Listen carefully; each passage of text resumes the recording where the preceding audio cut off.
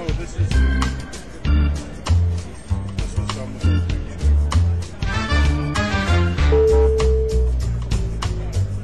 guys, how's it going? We're live from Mini Maker Faire 2011 in Atlanta, Georgia. We're here on the campus, the beautiful campus of Georgia Tech. Yeah, Georgia Tech. I'm looking a little bit to my right, and I can see the Coca-Cola headquarters, which is pretty awesome.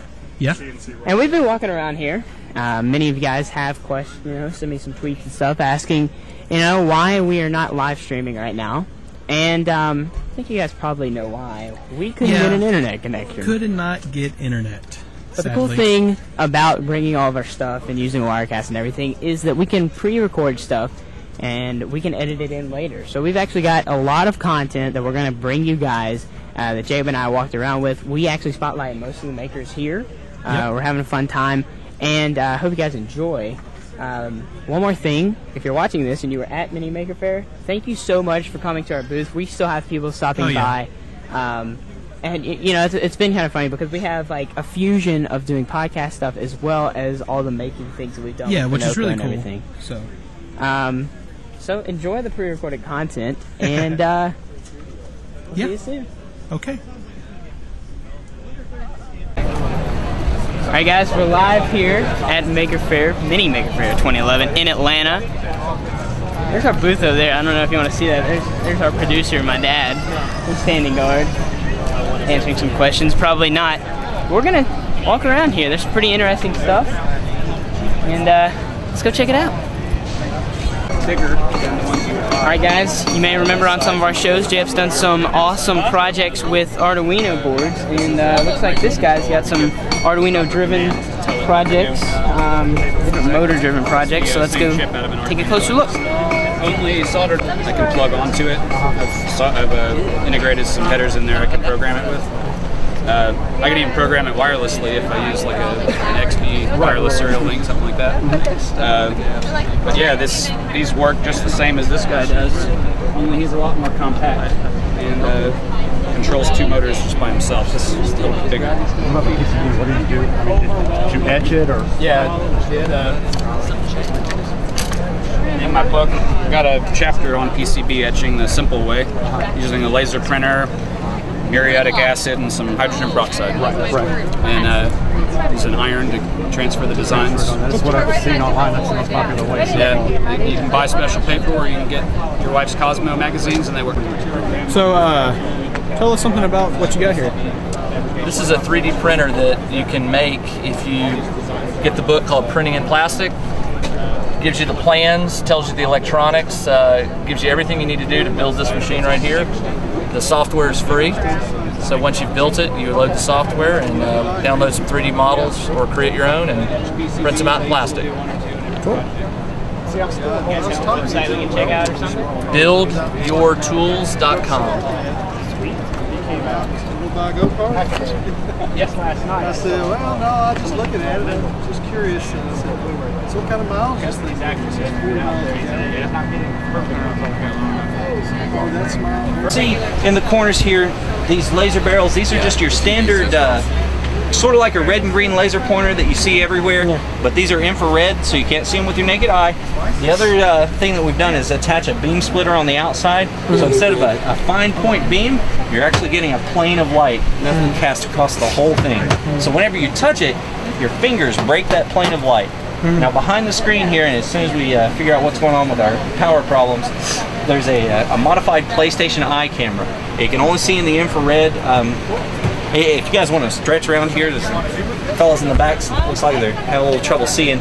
But basically what's going on, when your fingers break that plane of light, it's illuminating them with the laser intensity. Instead of going straight out like it normally would with a laser, it's actually being kicked straight down. And the PlayStation Eye camera in the back is seeing those blobs of light.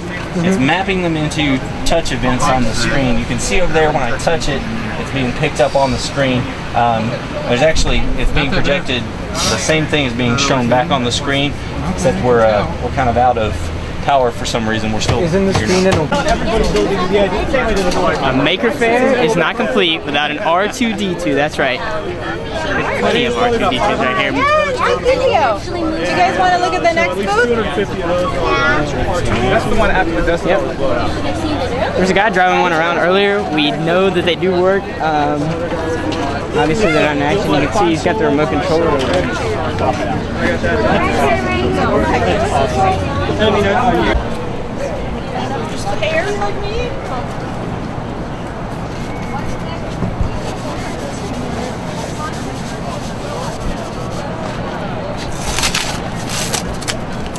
All the inks that we use are liquid plastic, so they don't dry until they reach 320 degrees. That's why she's going to use a hair dryer. It looks like a hair dryer. It's a paint stripping gun. It's a paint stripping gun. Okay, so you're going to stand right there. You want both hands on that pleaser and pull forward. Good job. We'll just lean that back. Oh, try it. I'll let you see the earning table. Yeah, that was cool. Yeah, me and Travis have been around and seeing really everything. Okay. I like the R2D2 section. They have pamphlets and stuff. I wanted to look at another section where it was all like video games and stuff and all that. I thought that was pretty cool. Then I'm going to look at the R2D2. For those around our area, one of the only ways that you can see a blacksmith in action is going to Tanny Hill State Park. Maker Faire 2011, there you go.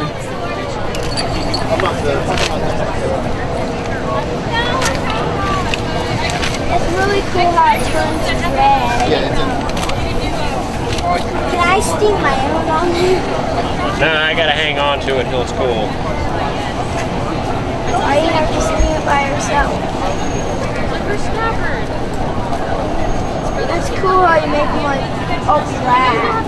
Hey, a blacksmith.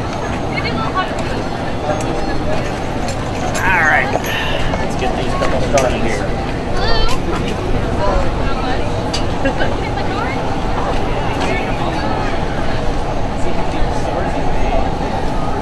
Why putting 3 in there? Whoa! I'll probably have another order for one.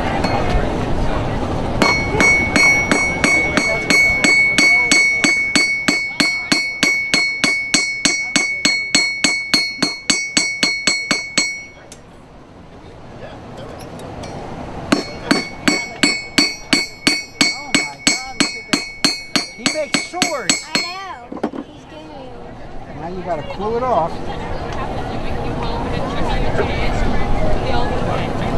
Don't touch that. I can't touch it. Alright, there's one. Let me get the next one. Are you familiar with Under the Spreading Chestnut Tree? Village Smithy stand? This is so cool. And it doesn't cut. Like that one. Alright guys, here's a practical example of the services that Pinocchio uses. These are actually wearable planners, and they're so detailed that you can't actually do them with a cheaper 3D printer such as a MakerBot or something like that. But one of the great ways that Pinocchio, you know, you get high quality stuff, but at the same time you don't have to own a high quality printer. So there you go.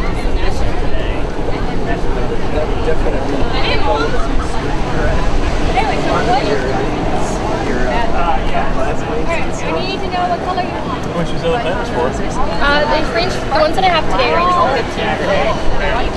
15 The art of glass making, the ancient art of glass making still lives today in Mini Maker Faire 2011. Well, I'm also a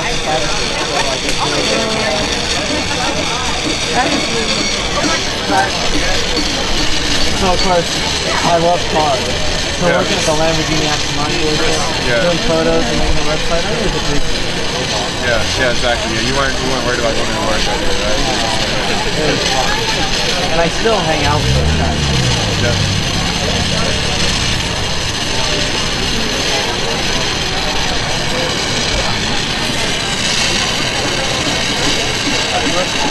What are you making right now? What's that? What are you making right now? I don't know. Making some abstract piece of jewelry, I'm guessing. Whenever she gets done, I'm gonna put a lip on it for her, and then I don't know. She's gonna give it to her ex-best girlfriend or something. what you don't like.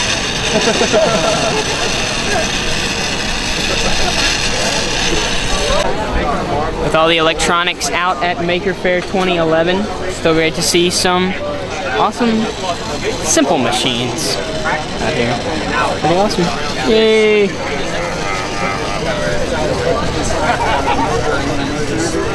I know there's like a random off-center weight. We like the shade. And I thought to stack those together with spacers, it's an evolving process. Get my hands into something to start letting it take shape. And when I started taking like typewriters, and all these similar pieces of and I tried many different ways to make this that these weren't intended to be flowers like strawberry, cute little flowers. Yeah, but I want to see if you have a cutter yet. But I like those images. That kind of range of images, being able to take something that's not traditionally art material. It's really hard to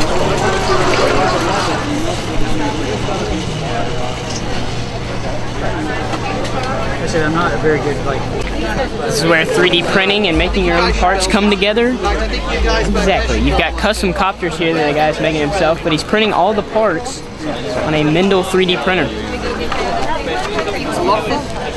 When you use belts like they're using to the left and right and back and forth, it's faster but less accurate.